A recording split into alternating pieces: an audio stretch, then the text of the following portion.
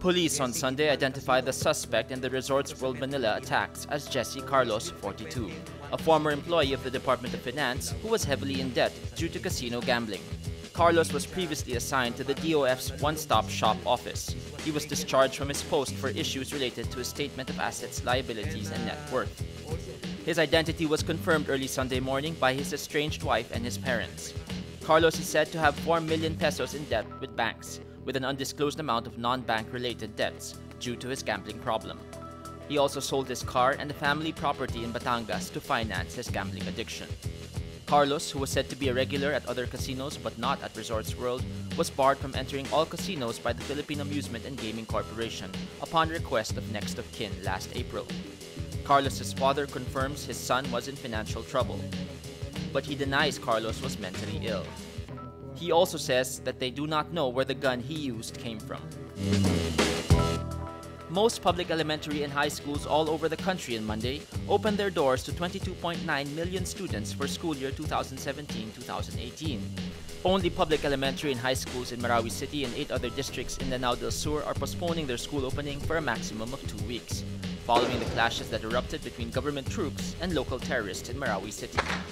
The Education Department will also roll out senior high schools grade 12 with a total expected number of senior high school enrollees in public schools at 1.6 million.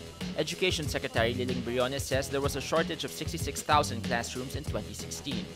But she says the country's shortage in classrooms has not reached crisis proportions. Russian President Vladimir Putin, in an interview with NBC aired Sunday, says he has no knowledge of proposed secret channels between the Kremlin and the White House. United States President Donald Trump's son-in-law and top aide, Jared Kushner, reportedly proposed to set up a bug-proof communications channel. The Washington Post earlier reported that Kushner suggested setting up a back channel of communications with Moscow with Russian Ambassador Sergei Kislyak in a meeting in New York in December.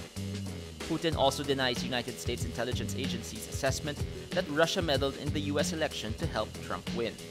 He says there may have been non-Russian hackers from anywhere that simply blamed Russia. Russian hacking and suggestions that the Trump administration actually colluded in such an effort are at the core of a high-stakes probe by U.S. Special Counsel and congressional committees. Putin says he had no idea if the Russian ambassador to Washington had held contacts with the Trump campaign before the November election. Putin says, quote, "I'm being honest. Do you think that from all over the world and the United States, the ambassador reports to me every day who he eats or meets with?" The Russian president also says he had only a brief and passing acquaintance with former U.S. National Security Advisor Michael Flynn. Flynn was fired by Trump in February after offering misleading descriptions of conversations he had before the inauguration with Kislyak.